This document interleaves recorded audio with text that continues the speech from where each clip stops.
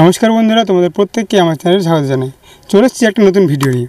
আজকের ভিডিওতে আমি দেখাবো গ্রামের দর্শনীয় স্থান, মন্দির, নদ নদী ও পরিবেশ। তো চলো ভিডিওটি দেখতে থাকো। আমি তন্ময়, আর ক্যামেরার ওই পাশে আছে শান্তি। তো চলো ভিডিওটি দেখতে থাকো। তো আমার পেছনে এখন আছে, দেখতে পাচ্ছেন, এক পবিত্র শিব মন্দির, যা অনেক পুরনো। তো চলো সেই শিব মন্দিরটা পুরোপুরি তোমাদেরকে একবার দেখাই। শান্তি, ক্যামেরা নিয়ে এসো, মন্দিরটা একটু দেখাই সবাইকে। অনেক সৌন্দর্য ও একটা সময় নিয়ে মন্দিরটাকে তৈরি করানো হয়েছে। অনেক মিস্ত্রি অনেকেই কাজ করেছে। তো চলো ভিতরে আসি, শান্তি নিয়ে আসো। দেখতে পাচ্ছি খুব সুন্দর একটা জায়গা তৈরি হয়েছে। এদিকে গেটটা বন্ধ আছে। শান্তি চলো একটু ওইদিকে যাই।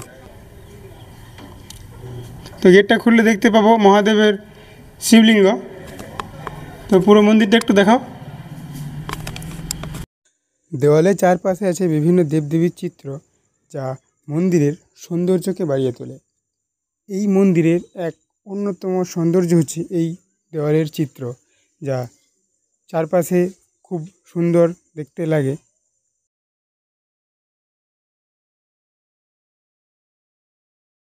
দেখতে পাচ্ছ শান্তি, এদিকে একটু দেখে দাও।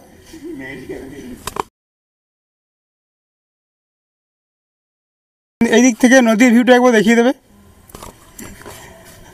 তো মন্দির থেকে নদীর ভিউটা একটু দেখো, দেখার মতো।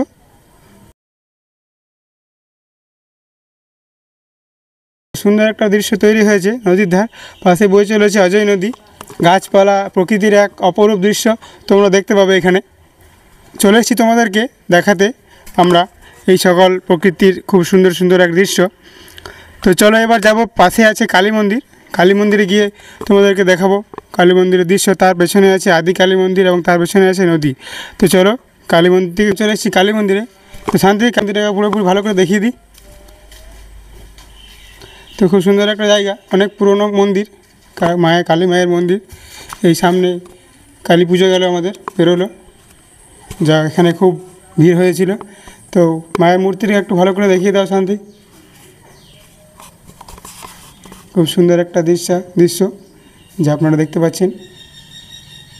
পুরোটা নিট একবার কালী মায়ের মূর্তি, আর সামনে আছে ঘন্টা বাজিয়ে দিই।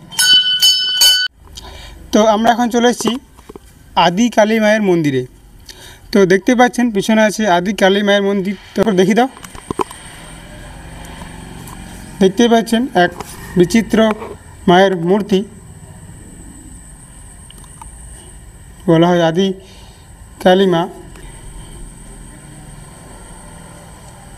আপনাদেরকে সুন্দর একটা পবিত্র জায়গা আপনাদেরকে দেখালাম। আর খুব অজয় নদী, খুব একটা প্রকৃতির অপরূপ দৃশ্য তৈরি করেছে জায়গা। তো দেখতেই পাচ্ছেন অনেক ভক্তরা এই নদীতে স্নান করে মায়ের পুজো দেয়। মন্দিরের পাশে আছে এক অনেক পুরনো বট গাছ, আর যা এই মন্দিরকে ছায়াদান করে। আর তার নিচে আছে ছোট্ট একটা শিব ঠাকুর, যা এখানে সবাই পুজো দেয়। তার পাশে আছে নন্দী মহারাজ। এদিকে একটু দেখো নন্দী মহারাজকে। পুরো পুষ্প সব কিছু দেখিয়ে দাও।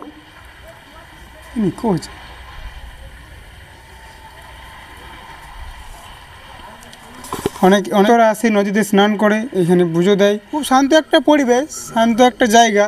তো এইখানে অনেকেই আসে তার কিছু সময় পার করার জন্য। এই শান্ত পরিবেশে, শান্ত ছায়া, বটতলার ছায়া, আসে নদীর ধারে সৌন্দর্যকে উপভোগ করতে অনেকেই আসে এই নিরিবিলি জায়গায়। তো এই মুহূর্তে আমরা পেয়েছি দুটি ভাইকে। যে তোমার নাম কি? আমার নাম সুরজিৎ পাল। আর আমার নাম রাকেশ ঘোষ। সুরজিৎ পালের কাছে জেনে নেব মন্দিরটা কত পুরনো। তোমরা কি বলতে পারবে? মন্দিরটা অ্যাকচুয়ালি জানা নেই, কিন্তু বাবা দাদুর মুখ থেকে শুনে আসছি নাকি সেই ব্রিটিশ আমলের আগে থেকে, প্রায় 1836 বা 37 সাল থেকে হয়ে আসছে। তোমাদের কি এখানেই বাড়ি? হ্যাঁ, আমাদের এই গ্রামেই বাড়ি। এখানে বিভিন্ন সময় এখানে আসো আনন্দ করতে বা ঘুরতে। তো তখন তোমাদের কেমন লাগে? গ্রামটা খুব ভালোই লাগে, যে আমাদের এই গ্রামে ছেলে বন্ধু বান্ধব সব এখানে অজয় নদীর তীরে মজা নিতে আসে বা ঘুরতে আসে। সে দারুণ লাগে আমার। আর এত সুন্দর সিদ্ধপুর গ্রামে এই জিনিস, মন্দির এত আমার খুব ভালোই লাগে। তো অসংখ্য ধন্যবাদ তোমাদেরকে। তো ভাইদের কাছে জেনে নিলাম এসেছি নদীর ধারে, যা মন্দিরের পাশে অবস্থিত নদী অজয় নদী। তো পরে কোনো পাকা ব্রিজ হয়নি, তাই বাসে মাঝাতে লোক পারাপার করে। এই রাস্তাটাই বর্ধমান ও বীরভূমকে যুক্ত করেছে। নদীর এই পারে দেখতে পাচ্ছেন আছে বর্ধমান, আর ওই পারে আছে বীরভূম। আর অজয় নদী হচ্ছে সেই দুটি জেলাকে আলাদা করেছে। ভিডিওটি দেখার জন্য আপনাদেরকে অসংখ্য ধন্যবাদ। আজকের ভিডিও এই পর্যন্ত। ভিডিওটি ভালো লাগলে লাইক করবেন এবং চ্যানেলটিকে সাবস্ক্রাইব করবেন।